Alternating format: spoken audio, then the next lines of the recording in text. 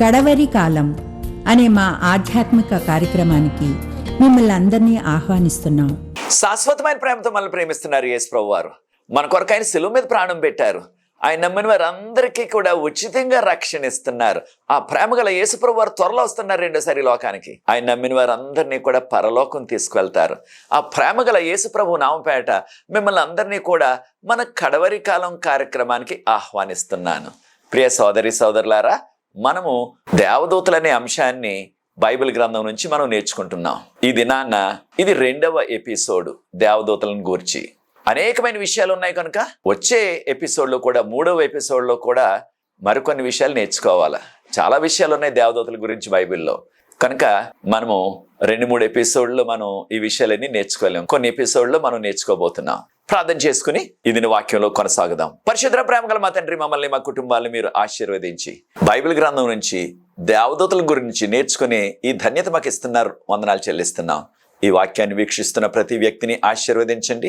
దీన్ని ఇతరులు పరిచయం చేస్తున్న వారిని దీవించండి. నీ ప్రత్యేకమైన కృపతో మమ్మల్ని నింపమని, ఈ లోతైన మర్మాలు మేము తెలుసుకోవటానికి మాకు పరలోకపు జ్ఞానాన్ని ప్రసాదించి పరిశుద్ధాత్మతో మమ్మల్ని నింపి ఈ విషయాలు మేము గ్రహించి దాని ద్వారా మీకు యోగ్యమైన కుమారులుగా కుమార్తెలుగా మేము జీవించి త్వరలో మీరు రెండోసారి వచ్చినప్పుడు మీ రాజ్యంలో ఎత్తబడే ఆ జనాంగంలో మేము ఉండే కృప మాకు అనుగ్రహించవలసిందని, ఈ పరిచర్య ముందుకు కొనసాగడానికి ఎవరైతే సహకరిస్తున్నారో ప్రతి వ్యక్తిని వారి కుటుంబాల్ని ఆశీర్వదించమని యేసు ప్రభు వారి పరిశుద్ధమైన నామమును బట్టి ప్రార్థిస్తున్నాను తండ్రి, ఆమేన్. ప్రియ సోదరి సోదరులారా, మొదటి ఎపిసోడ్లో దేవదూతలు ఏ రీతిగా విశ్వాసులకు పరిచర్య చేశారో ఆదికాండం గ్రంథంలో అనే విషయాలు నేర్చుకున్నాం. ఈ దినాన్న నిర్గమకాండం, సంఖ్యాకాండం ఈ 2 గ్రంథాల్లో మరికొన్ని విషయాలు ఏ రీతిగా విశ్వాసులకు దేవదూతలు పరిచర్య చేస్తున్నారనే విషయాన్ని మనం నేర్చుకోబోతున్నాం. దేవదూతలు దేవుని యొక్క వర్తమానాన్ని ఈ విశ్వం అంతా కూడా అనేకమైన లోకాలు ఉన్నాయి. దేవుడు ఎక్కడికి పంపిస్తే అక్కడికి వెళ్ళి దేవుని వర్తమానాన్ని వారికి అందించి మరలా తిరిగి పరలోకం వెళ్ళిపోతారు. ఈ భూమి మీద కూడా ఉన్న విశ్వాసులమైన మనందరికీ కూడా దేవుడు అవసరమైన ప్రతిసారి కూడా దేవదూతలను పంపించి పరిచర్య చేస్తున్నారు.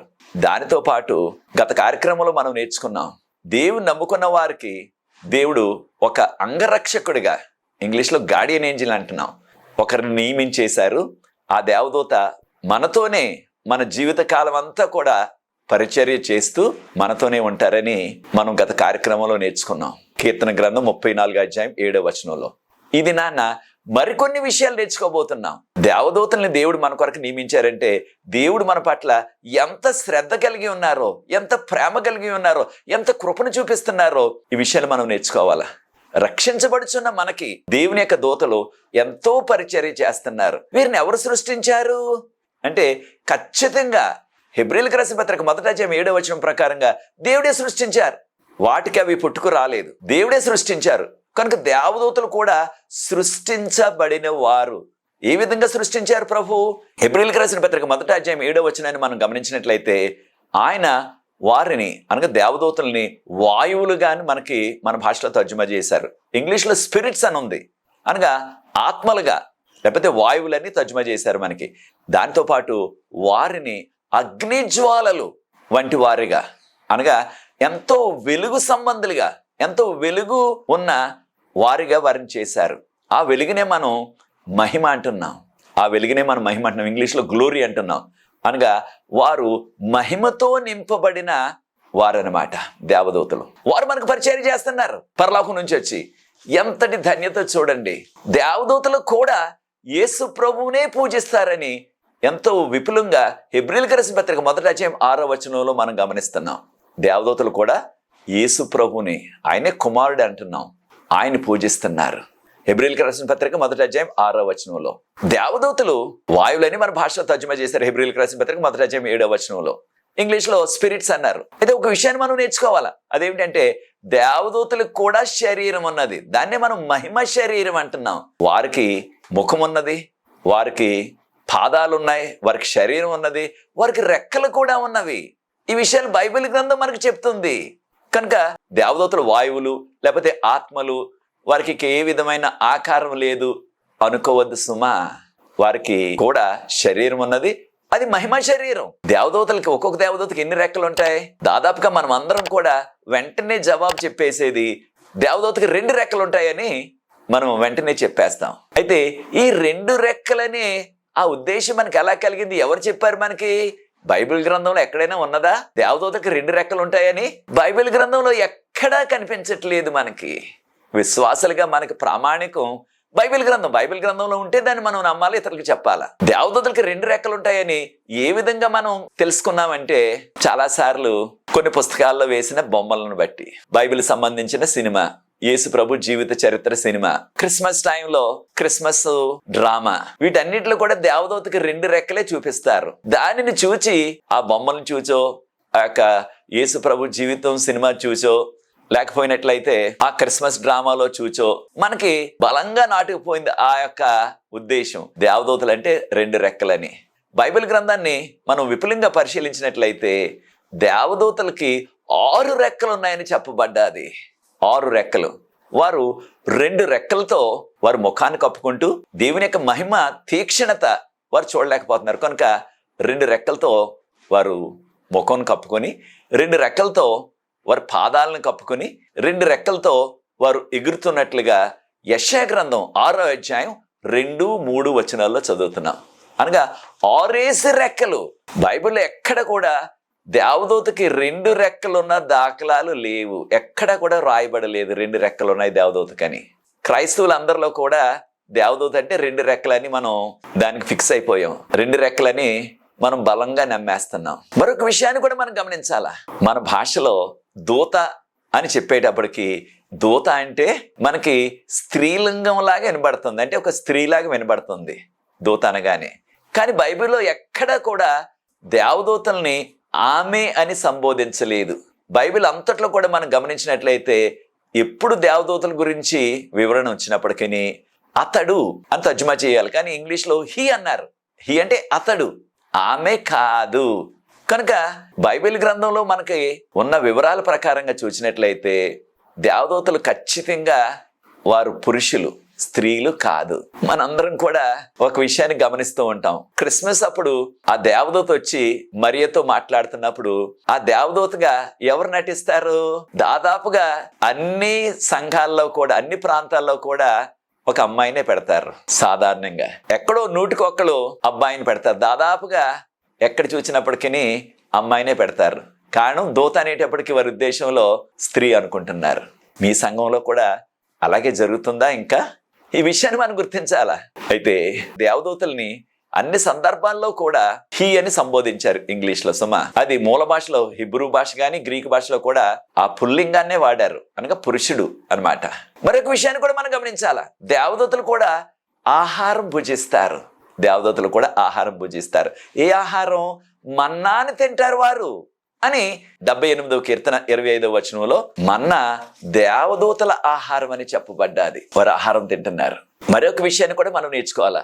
దేవదూతలు చేసే పరిచర్య మానవులతో పాటు ఇతర లోకాలకు వారు పరిచర్య చేస్తూనే దేవునికి కూడా వారు పరిచర్య చేస్తున్నారు. దేవునికి ఏం పరిచర్య చేస్తారు వారు అని గమనించినట్లయితే దేవుని యొక్క సింహాసనాన్ని దేవుడు ఏ లోకానికి దర్శించడానికి వెళ్ళినప్పటికీ అక్కడికి తీసుకువెళ్ళటానికి దేవదూతలు ఆయన సింహాసనం మీద కూర్చుండబెట్టి ఆ సింహాసనాన్ని మోసుకుంటూ వెళ్ళిపోతారని మనకు బైబిల్ గ్రంథం చెప్తుంది.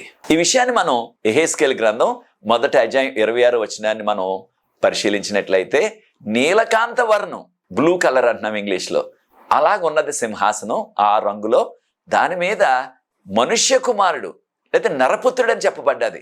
మనిషి కుమారుడని నరపుత్రుడని ఎవరికి వాడారన్నమాట? యేసు ప్రభువుకు వాడారు. క్రొత్త నిబంధనలో ఆయన కూర్చుని ఉన్నారు.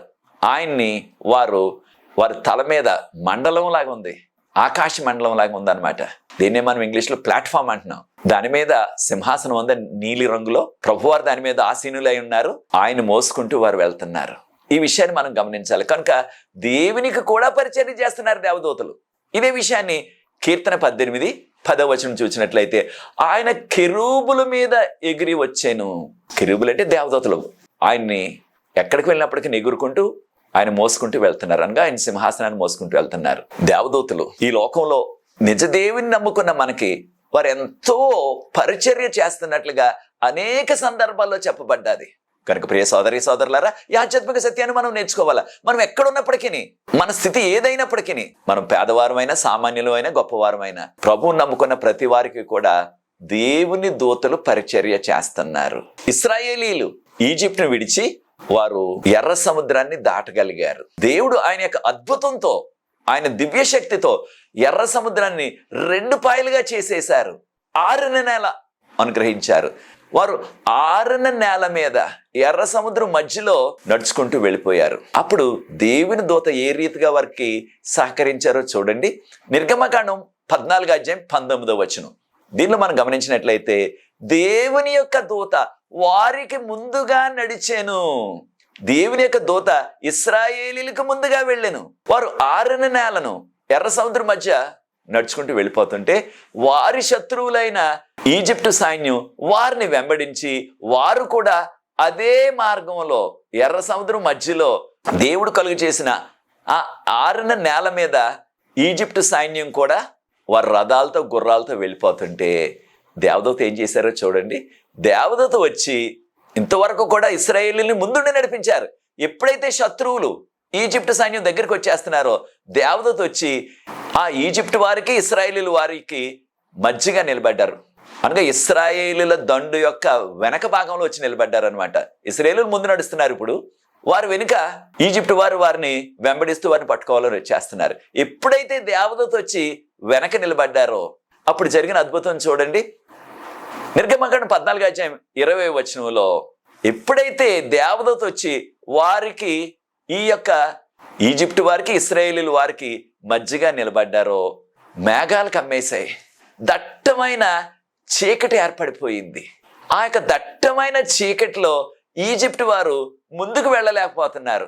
ఇశ్రాయేలీలకు మాత్రం చక్కని వెలుగు. దీన్నే మనం పిల్లర్ ఆఫ్ ఫైర్ అంటాం. అంటే అగ్ని స్తంభం లాగా ఆయన అగ్ని జ్వాల, ఆయన యొక్క వెలుగు ఇశ్రాయేలీలకు అందరికీ కూడా, వారు ముందు నడుస్తున్నారు కదా, వారికి వెలుగు కనిపించింది. ఈజిప్టు వారికి మాత్రం కటిక చీకటి, ఎటు వెళ్తున్నారో వారికి తెలియలేదు. అక్క సముద్రం మధ్యలో. నిర్గమకాండం 14:21 మనం గమనించినట్లయితే, ఆ రాత్రంతా కూడా ఈజిప్టు సైన్యం వారు రథాల మీద, గుర్రాల మీద వస్తున్నారు. ఇశ్రాయేలీలేమో నడిచే వెళ్తున్నారు. ఇశ్రాయేలీల దగ్గరికి రాలేకపోయారు. దీనివలన దేవదూత నిలబడ్డారు కనుక అక్కడ దేవదూత ఈజిప్టు వారికి కటిక చీకటి, వారు ఒక్క అడుగు కూడా కదలలేకపోతున్నారు. ఇశ్రాయేలీలకు బ్రహ్మాండమైన వెలుగు, చక్కగా నడిచి వెళ్ళిపోయారు. చూచారా దేవదూత ఎంతగా వారికి సహకరించారో, సహాయం చేశారో. ఈ ఆధ్యాత్మిక సత్యాన్ని మనం నేర్చుకోవాలా. దేవుని నమ్ముకున్నట్లయితే, ఆయన మీద ఆధారపడినట్లయితే, ఆయన వాక్యపు వెలుగులో, ఆజ్ఞల వెలుగులో మనం జీవిస్తున్నట్లయితే, ప్రియ సోదరి సోదరులారా, మనల్ని కూడా దేవదూత ఆ రీతిగా నడిపిస్తారు. మన శత్రువులు ఎవరైనా సరే, వారు మనకు దగ్గరకు రాకుండా వారిని దూరం చేసేస్తారు. కనుక ప్రియ సోదరి సోదరులారా, మీరంటే కెట్టినవారు, మీరంటే పడనివారు, మీరు ప్రభువు నమ్ముకున్న గురించి మిమ్మల్ని ద్వేషిస్తున్నవారు, మీకు కీడు కలిగి చేయాలని వారు కుట్ర వేస్తున్నారా?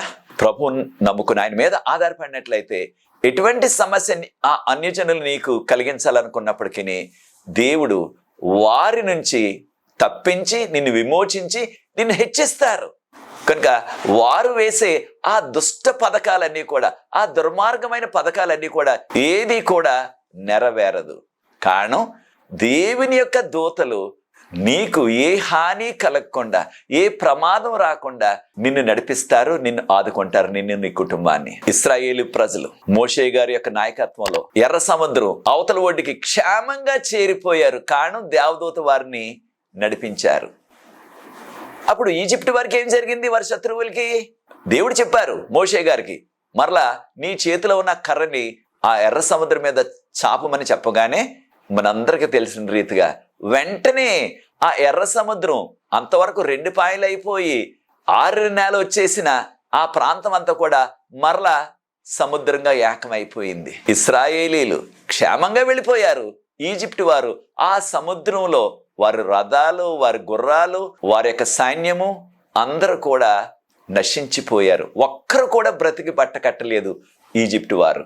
ఆ ఉదయానికి ఈజిప్టు సైన్యం యొక్క శవాలు, వారి యొక్క గుర్రాలు, వారి రథాలు కూడా ఆ యొక్క ఎర్ర సముద్రం ఒడ్డు కొట్టుకొచ్చేసాయి. చూచారా ఎంతటి అద్భుతం జరిగిందో, ఎంతటి మేలు జరిగిందో. దేనివల్ల?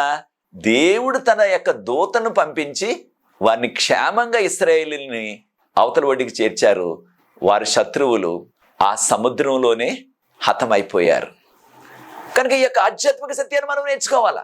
ప్రభు నమ్ముకున్నట్లయితే ఎటువంటి క్లిష్ట పరిస్థితి అయినప్పటికీ, అసాధారణమైన పరిస్థితి అయినప్పటికీ దేవదూతలు మనతో ఉండి మనల్ని నడిపిస్తారు. మనల్ని క్షేమకరమైన స్థలానికి మనల్ని నడిపిస్తారు. మరొక విషయాన్ని కూడా మనం గమనిస్తున్నాం. నిర్గమకాండం 23వ అధ్యాయం 20 నుంచి 23 వచనం వరకు మనం ఒక్కసారి పరిశీలించినట్లయితే 20వ వచనాన్ని పరిశీలించండి. ప్రభువారు అంటున్నారు, నేను మీకు ముందుగా ఇశ్రాయేలీలు ఆ అరణ్య మార్గంలో నడిచి వెళ్ళిపోతున్నారు. మోషే గారి నాయకత్వంలో ప్రభువారు ఇస్తున్న ఆ భరోసా చూడండి, ఆ అభయం చూడండి. మీకు ముందుగా నేను నా దేవదూతని పంపిస్తాను. మీ కొరకు నేను ఏర్పాటు చేసిన ఆ యొక్క స్థలాన్ని, ఏ స్థలం అది? కానాను దేశం, పాలు తేనెలు ప్రవహించే కానాను దేశం. అక్కడికి మిమ్మల్ని క్షేమంగా తీసుకువెళ్తాను. నా దేవదూత మీకు ముందుగా ఉండి వెళ్తారు. మానవులుగా వారికి కంటికి కనిపించట్లేదు దేవదూత, కానీ దేవదూతలు వారిని నడిపించారు. నిర్గమకాండం 23వ అధ్యాయం 21వ వచనాన్ని చూడండి. నా దేవదూత మాటకు మీరు లోబడండి, నా దేవదూత చెప్పినట్లుగా మీరు చేయండి. నా దేవదూత చెప్పినట్లుగా మీరు చేసినట్లయితే మీకు క్షేమం కలుగుతుంది. నా దేవదూత చెప్పిన విషయాలకు మీరు లోబడకుండా ఉన్నట్లయితే ఆయన మీ పాపాలని క్షమించడు సుమా, మీ దోషాలని క్షమించడు ఆయన. కనుక దేవుని మాటకు మనం లోబడాలా, దేవదూతలు ఇచ్చే వర్తమానానికి మనం లోబడాలా. నిర్గమకాండం 23వ అధ్యాయం 22వ వచనం మనం గమనించినట్లయితే, మీరు నా దేవదూతకు మీరు లోబడినట్లయితే, ఆయన చెప్పిన విషయాలు మీరు చేసినట్లయితే, నేను మీ శత్రువులకు శత్రువుగా నేను ఉంటాను. అనగా మీ శత్రువులు నేనే హతమ చేసేస్తాను, మీరు వారితో యుద్ధం చేయవలసిన పని లేదు. అదే రీతిగా ప్రభు చేశారు కదా. వారు కానాను దేశంలో ప్రవేశించిన తర్వాత ఆ యెరికో పట్టణం, వారు యుద్ధం చేయవలసిన అవసరం లేకుండానే దేవుడు ఆ బలమైన రాతి గోడలతో ఉన్న యెరికో నగరాన్ని పడగొట్టేశారు దేవుని యొక్క శక్తితో. కనుక ప్రభువారు అంటున్నారు, మీరు నా మాట విన్నట్లయితే, నా దేవదూతకు లోబడినట్లయితే మీకు క్షేమం కలుగుతుంది. మీకు ఏ కీడు కలగకుండా నేను చూసుకుంటాను, మీ తరపున నేను పోరాడతాను అంటున్నారు. 23వ వచనాన్ని గమనించండి. నిర్గమకాండం 23వ అధ్యాయం 23వ వచనం మనం గమనించినట్లయితే, నా దేవదూత మీకంటే ముందుగా వెళ్ళి ఆ కానాన్లో స్థిరపడిన ఆమోరీయులు, కానానీయులు, రకరకాల ప్రజలు ఉన్నారు, వారందరినీ కూడా నేను నా దేవదూతలు వారిని అక్కడి నుంచి వెళ్ళగొట్టేస్తారు. కనుక మీరు ఇబ్బంది పడే అవసరం లేదు అని ప్రభువు చెప్తున్నారు. కనుక ఆ రీతిగానే దేవుడు ఇశ్రాయేలీలకు మేలు కలిగి చేశారు. కనుక ప్రియ సోదరి సోదరులారా, మన జీవితాల్లో కూడా మనం ఎక్కడికి వెళ్ళినప్పటికీ, ఒకవేళ విదేశాలకు వెళ్ళినప్పటికీ దేవుని యొక్క దూత మనతో ఉండి నడిపిస్తానని దేవుని యొక్క వాగ్దానం. నిర్గమకాండం 23వ అధ్యాయం 20 నుంచి 23 వరకున్న వాక్య భాగంలో మనకి యవ్వన బిడ్డలు పరీక్షలు రాయడానికి వెళ్తున్నారు, ఎగ్జామ్ రాయడానికి వెళ్తున్నారు. ఆ పరీక్షలు రాయడానికి వెళ్ళినప్పుడు మనం ప్రభువుని నమ్ముకొని ఆయన వాక్యపు వెలుగులో, ఆయన ఆజ్ఞల వెలుగులో జీవించినట్లయితే మనకు ముందుగా దేవుడు ఎవరిని పంపిస్తారు? మీ యొక్క బిడ్డలకి ముందుగా దేవదూతను పంపిస్తారు. అలాగే మనలో కొంతమంది విదేశాలకు వెళ్తున్నారు ఉద్యోగాలు చేయటానికి. అయితే అది మన ప్రాంతం కాదు, మనకు తెలియదు అక్కడ పరిస్థితులు. మనం ప్రభువు నమ్ముకున్నట్లయితే, ప్రభు మీద ఆధారపడినట్లయితే, ఆయన వాక్యపు వెలుగులో, ఆయన ఆజ్ఞల వెలుగు మనం జీవించినట్లయితే మనకు ముందుగానే ఆ ప్రాంతానికి, అది విదేశమైనప్పటికీ దేవుడు తన దూతను పంపించి ఆ మార్గాన్ని సరళం చేస్తారు. మనం చేయబోయే ఉద్యోగాన్ని సరళం చేస్తారు. మనలో కొంతమంది యవ్వన బిడ్డలు రకరకాల ఇంటర్వ్యూకి వెళ్తున్నారు. ఆ ఇంటర్వ్యూలో వారు ఏ ప్రశ్నలు అడుగుతారో మనకు తెలియదు. దేవదూత మీకు అంటే ముందుగా వెళ్ళినట్లయితే, అనగా దేవుడు దేవదూతను పంపించినట్లయితే నీకు అనుకూలంగా, నీకు మేలు కలిగేలాగా దేవుడు ఆ సమస్తాన్ని కూడా సరళం చేస్తారు దేవదూతలను పంపించి. కనుక ప్రియ సోదరి సోదరులారా, దేవదూతలు ఎంతగా మనకి సహకరిస్తున్నారో చూడండి. బిలాముకు ఆ మోయాబు రాజు వర్తమానం పంపాడు. మోయాబు రాజు పేరు బాలాకు. నువ్వు వెంటనే రావాలా, నీకు బహుమతులు ఇస్తాను, నీకెంతో నిన్ను హెచ్చిస్తాను, అంటే ఇంగ్లీష్లో నీకు ప్రమోషన్ ఇస్తాను, నువ్వు ఊహించలేనంత పెద్ద ప్రమోషన్ ఇచ్చేస్తాను అని వర్తమానం పంపించారు. ఆయన అన్నారు, నా దేవుడు సెలవిస్తే తప్ప నేను రానన్నారు. అప్పుడు ఆ రాత్రి వేళ మీరు ఇక్కడే ఉండండి, ఇక్కడే నిద్రపోండి, ఉదయాన్నే చెప్తాను వర్తమానం అన్నారు. బిలాము ఆ రాత్రి నిద్రపోతుంటే దేవుడు ప్రత్యక్షమయ్యారు కలలో. బిలాము వీరెవరు అంటే వివరాలు చెప్పాడు ఆయన. మోయాబు రాజు ఆయన బాలాకు పంపించాడు వీరిని, నన్ను రమ్మని. అక్కడ ఎవరో ప్రజలు వచ్చారంటే వారిని శపించమని నన్ను కోరుతున్నారు. అలా చేసినట్లయితే నాకు అనేకమైన బహుమతులు ఇస్తానంటున్నారు, నాకు పెద్ద ప్రమోషన్ ఇస్తానంటున్నారు, నన్ను హెచ్చిస్తానంటున్నారు అని చెప్పగానే మొదటిసారి ప్రభు అన్నారు వెళ్ళొద్దన్నారు. రెండోసారి మరలా వచ్చారు, అదే వర్తమానం చెప్పాడు ఆయన. ఈ రాత్రి కొండండి, నా దేవుడు ఏమని సెలవిస్తారో దాని ప్రకారంగా చేస్తానన్నాడు. ఆ రాత్రి మరలా ప్రభు వారు ప్రత్యక్షమయ్యి కలలోనే, బిలాము నువ్వు వీరితో వెళ్ళు, కానీ నేను చెప్పిన మాటలే చెప్పాలి సుమా అని హెచ్చరించి పంపించారు. సంఖ్యాకాండం 22 అధ్యాయాన్ని ప్రార్థన పూర్వకంగా చదవండి. సంఖ్యాకాండం 22 అధ్యాయంలో 20 వచనంలో ఈ విషయాలు చదువుతున్నాం. ఆ బిలాము తన యొక్క గాడిద మీద ఎక్కి మోయాబు రాజు దగ్గరికి ఎంతో హడావుడిగా సంతోషంగా వెళ్ళిపోతుంటే ఆయన మనసులో ఒక దురుద్దేశం వచ్చేసింది. కనుకనే దేవదూత ఖడ్గంతో నిలవబడ్డారు ఆ యొక్క రోడ్డు మీద ఈ యొక్క బిలామును హతం చేసేయటానికి. ఈ విషయాలు సంఖ్యాకాండం 22 అధ్యాయం 22 వచనంలో చూస్తున్నాం. ఆ గాడిద చూచింది, గాడిద గమనించింది దేవదూత ఖడ్గంతో నిలబడ్డారు సంహరించేయటానికని. దేవుడు సెలవిచ్చారు కదా, వెళ్ళమన్నారు కదా, మరలా దేవదూత ఖడ్గంతో ఎందుకు నిలబడ్డారు అనే ప్రశ్న మనకు వస్తుంది. సంఖ్యాకాండం 22 అధ్యాయం 32 వచనం చూసినట్లయితే దేవదూత అన్నారు, నీ మార్గం నా దృష్టికి ఎంతో దుర్మార్గంగా ఉన్నది. అనగా మనసులో తను కుట్ర వేసుకుని ఏదో రీతిగా రాజు ఏం చెప్తే అది చేసేద్దాం, అప్పుడు రాజుగారు బహుమతులన్నీ ఇస్తారు, నన్ను హెచ్చించేస్తారు అని అనుకుని వెళ్ళిపోతున్నాడు. మనసులో మనం ఏదనుకున్నప్పటికీ దేవునికి దేవదూతలకు మరుగైనది లేదు. అప్పుడు గాడిది ఆ యొక్క పొలంలోకి వెళ్ళిపోయింది. బిలాము దాన్ని కొట్టేసి మరలా దారికి తీసుకొచ్చాడు. అయితే ఆ యొక్క రాజుగారు ముందుగానే వర్తమానం పంపించారు కదండి. సంఖ్యాకాండం 22 అధ్యాయం 17 వచనంలో నువ్వు వచ్చినట్లయితే నీకు బహుమతులు ఇస్తాను, నిన్ను హెచ్చించేస్తాననే ఆ యొక్క మాట తన యొక్క మనసులోనే తిరుగుతుంది. నాకు బహుమతులు కావాలి, నేను ప్రమోషన్ కొట్టేయాలా రాజుగారి దగ్గర. ఏ ప్రమోషను? బహుశా ఒకవేళ నన్ను ఏదైనా ప్రధానమంత్రి చేసేస్తాడని ఆశిస్తున్నాడు. నువ్వు ఏది అడిగితే అది ఇచ్చేస్తానన్నారు రాజుగారు. సంఖ్యాకాండం 22 అధ్యాయం 17 వచనంలో దాని కొరకు ప్రోకలాడుతున్నాడు. ఈ ఆధ్యాత్మిక సత్యాన్ని కూడా మనం నేర్చుకోవాలి. దేవుని యొక్క మాటలు విడిచిపెట్టేసి దేవునికి వ్యతిరేకంగా మనం డబ్బు సంపాదించడానికి, పదవి సంపాదించడానికి అక్రమ మార్గాలు మనం అనుసరిస్తున్నామా ప్రియ సోదరి సోదరులారా? ఆ దేవదూత ఆ ద్రాక్ష తోటల్లో నుంచి వెళ్ళాలా ఈ మార్గం, రెండు ప్రక్కల కూడా గోడ ఉన్నది, అక్కడ నిలబడ్డారు ఆ మధ్యలో దేవదూత. అప్పుడు దాన్ని తప్పించుకునే మార్గం లేదు. ఆ గాడిది ఆ గోడ ఓరనే వెళ్ళిపోయింది. ఈ యొక్క బిలాము యొక్క పాదం ఆ గోడకు రాసుకుని చాలా గాయమైపోయింది. కోపంతో మరలా రెండోసారి గాడిదనైనా కొట్టేశాడు. ఇక కాస్త ముందుకు వెళ్ళి దేవదూత అక్కడ నిలబడ్డారు. కుడివైపుకు కానీ ఎడమవైపు కానీ తిరిగే అవకాశమే లేదు. ఆ గాడిద ఎలాగా కింద పడుకుంది, వెళ్ళటం లేదు. అప్పుడు బిలాము తన కర్రతో బలంగా కొట్టేశాడు మూడోసారి.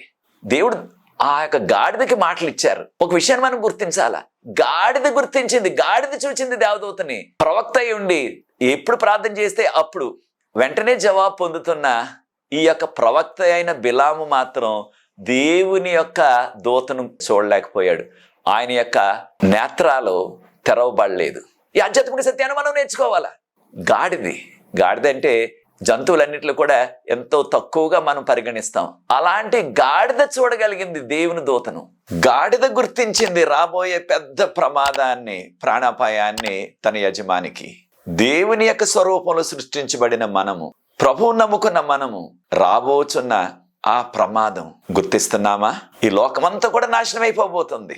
అనేకమైన రాకడ సూచనలు మన చుట్టూ కూడా జరుగుతున్నాయి. వరదలు, తుఫానులు, భూకంపాలు, కారు చిచ్చు, రకరకాల సూచనలు జరుగుతున్నవి. ఇవన్నీ కూడా గుర్తిస్తూ రాబోయే ప్రమాదం, ఈ లోకమంతా నశించిపోయే ప్రమాదం పొంచి ఉన్నది. దానిని గుర్తించి మనము అవసరమైన ఆధ్యాత్మిక సిద్ధపాటు చేసుకుంటున్నామా ఈ కడవరకాల చివరి దినాల్లో? అప్పుడు దేవుడు గాడిదకి మాటలు ఇచ్చారు, మానవ మాటలు. నన్ను ఎందుకు కొడుతున్నావని ప్రశ్నించింది గాడిద. అప్పుడు ఆయన సిగ్గుపడకుండా ఏంటి గాడిద మాట్లాడుతుందని అనుకోకుండా, నా చేతిలో కత్తున్నట్లయితే నిన్ను సంహరించేసి వాణ్ణి అన్నాడు ఆయన. మీరు ప్రార్థనాపూర్వకంగా సంఖ్యాకాండం 22 అధ్యాయం చదవండి. ఈ విషయాలన్నీ కూడా దానిలో ఉన్నవి. అప్పుడు దేవుని యొక్క దూత బిలాము యొక్క నేత్రాలు తెరిచారు. సంఖ్యాకాండం 22 అధ్యాయం 31 వచనం. ఎప్పుడైతే దేవదూత ఖడ్గంతో నిలబడి ఉన్నారు ముందే, ఇక తను మూర్ఛిల్లినట్లుగా పడిపోయాడు. శరీరం అంతా కూడా కంపించిపోయింది. దేవదూత ఖడ్గంతో నిలబడటం చూసిన ఆ యొక్క బిలాము ఎంతో భయపడిపోయాడు. కానీ తనలో పూర్తిగా మార్పు రాలేదు. ఆ కాసేపే మార్పు వచ్చింది. నేను వెనక్కి వెళ్ళిపోనా అన్నాడు. దేవదూత అన్నారు, లేదు ముందుకే వెళ్ళు, కానీ నేను చెప్పిన మాటలే చెప్పన్నారు. కానీ అక్కడికి వెళ్ళి ఏం చేశాడు? ప్రకటన గ్రంథం 2:14 చదివినట్లయితే ఆ బిలాము తప్పుడు బోధ, తప్పుడు సలహా చెప్పాడు బాలాకు రాజుకు. ఏం సలహా? ఇశ్రాయేల్ అందరికి కూడా వారి ముందు నువ్వు ఒక శోధన పెట్టి వారికి ఒక ఉచ్చు వేసేయి. అదేమిటంటే ఈ విగ్రహాలకు అర్పించిన ఆహారాన్ని తినటానికి, దానితో పాటు వారు జారత్వంలో అనగా వ్యభిచారంలో పాల్గొనేలాగా వారికి శోధన పెట్టే అని తప్పుడు సలహా ఇచ్చాడు. రాజుగారు వెంటనే ఆ సలహా పాటించేశాడు. దాని ద్వారా దేవునికి కోపం వచ్చి దేవుడు తెగులు రప్పించి ఇశ్రాయేలీల్లో 24,000 మందిని సంహరించేశారు ప్రభువు. ఇదంతా దేని వల్ల జరిగింది? బిలాము చెప్పిన తప్పుడు సలహా, పాపపు బోధ. కనుక బిలాములో పూర్తిగా మార్పు రాలేదు. ఆ డబ్బు కొరకు, ఆ పదవి కొరకు, ఆ యొక్క ప్రమోషన్ కొరకే చూచుకున్నాడు. పరలోకాన్ని పణంగా పెట్టేశాడు. అటువంటి స్థితి మనలో ఉండకూడదు. ప్రియ సోదరి సోదరులారా, మనం డబ్బు కొరకు, ఆస్తుల కొరకు, పదవుల కొరకు, ప్రమోషన్ల కొరకు దేవుని యొక్క సత్యాన్ని మనం పణంగా పెట్టవద్దు. మనం దేవుని యొక్క సత్యాన్ని పాటించి దేవుని యోగ్యమైన కుమారులుగా, కుమార్తెలుగా జీవిద్దాం. ప్రియ సోదరి సోదరులారా, దేవదూత సహాయం చేయటమే కాదు, ఈ యొక్క దేవదూతలు దేవుడు మనం చెప్పినట్లుగా చేయకుండా మన ఇష్టానుసారంగా జీవిస్తున్నట్లయితే మనకు శిక్షను కూడా వేస్తారు. అనేక మంది బైబిల్ పండితులు అనేది ఏమిటంటే, ఈ సంఖ్యాకాండం 22 చెప్పబడిన దూత యేసు ప్రభుకు సాదృశ్యం అంటున్నారు. ఒక విషయాన్ని మనం గుర్తించాలా, దేవదూతలు ఆయన వాక్యపు వెలుగులో, ఆజ్ఞల వెలుగు మనం జీవించినట్లయితే దేవదూతలు ఎంతో మనకి సహాయం చేసి మనల్ని కీడు నుంచి, ఆపద నుంచి తప్పిస్తున్నారు. ఒకవేళ దేవుని మాట వినకుండా మన ఇష్టానుసారంగా జీవించినట్లయితే మనకు శిక్షణ వేయటానికి కూడా దేవదూతలను పంపిస్తారు ప్రభువారు. ప్రియ సోదరి సోదరులారా, మనం ప్రభుకు లోబడి, వాక్యానికి లోబడి, ఆజ్ఞలకు లోబడి, దేవదూతల నడిపింపుకు లోబడి, వారు మనకు కంటికి కనిపించకపోయినప్పటికీ దేవునికి యోగ్యమైన కుమారులుగా, కుమార్తెలుగా ఈ కడవరకాల చివరి దినాల్లో జీవిద్దాం. అది నీ నిర్ణయమైనట్లయితే నాతో ఏకీభవించండి. ప్రార్థించి యొక్క 2వ వర్తమానాన్ని ముగిస్తాను. అనేకమైన విషయాలు ఉన్నాయి కనుక 3వ వర్తమానంలో కూడా మరికొన్ని విషయాలు బైబిల్ గ్రంథం నుంచి నేర్చుకుందాం. ప్రార్థన. పరిశుద్ధ ప్రేమగల మా తండ్రి, మమ్మల్ని, మా కుటుంబాల్ని, మా సంఘాల్ని మీ దేవదూతల సాన్నిధ్యంతో మాకు సహాయం చేస్తూ నడిపిస్తున్నారు. మీకు వందనాలు చెల్లిస్తున్నాం. ఈ కడవరకాల చివరి దినాల్లో మీకు యోగ్యమైన కుమారులుగా, కుమార్తెలుగా జీవించడానికి మీ కృపను మాకు అనుగ్రహించమని, ఈ వాక్యాన్ని ఎవరైతే వీక్షిస్తున్నారో వారిని ఆశీర్వదించి ఈ పరిచర్య ముందు కొనసాగడానికి ఎవరైతే సహకరిస్తున్నారో వారందరినీ కూడా ప్రత్యేకంగా దీవించమని యేసు ప్రభు వారి పరిశుద్ధమైన నామమును బట్టి ప్రార్థిస్తున్నాను తండ్రి, ఆమేన్. ప్రియ సోదరి సోదరులారా, ప్రభు మిమ్మల్ని ప్రేరేపించినట్లయితే ఈ పరిచర్య ముందు కొనసాగడానికి మీరు కూడా సహకరించిన తెర మీద వచ్చే నంబర్కు నన్ను సంప్రదించినట్లయితే ఆ వివరాలు మీకు అందిస్తాం. మీరు కూడా దీనిలో పాలిభాగస్తులు అవ్వండి, సహకరించండి. ఎటువంటి ప్రార్థన అవసరం ఉన్నప్పటికీ మాతో మీరు పంచుకున్నట్లయితే మనకు ప్రార్థనా బృందం ఉన్నది. ప్రతి సాయంత్రం కూడా విజ్ఞాపన ప్రార్థన చేస్తున్నాం. అనేకమైన జవాబులు ప్రవహిస్తున్నారు. మీరు కూడా ఈ అవకాశాన్ని సద్వినియోగం చేసుకోండి. వచ్చే ఎపిసోడ్లో, 3వ ఎపిసోడ్లో మరలా కలుసుకుందాం. అంతవరకు ప్రభు కృప, ఆయన కాపుదల, భద్రత, ఆయన దేవదూతల యొక్క సహాయం మనందరికీ ప్రభు అనుగ్రహించుగాక. God bless you.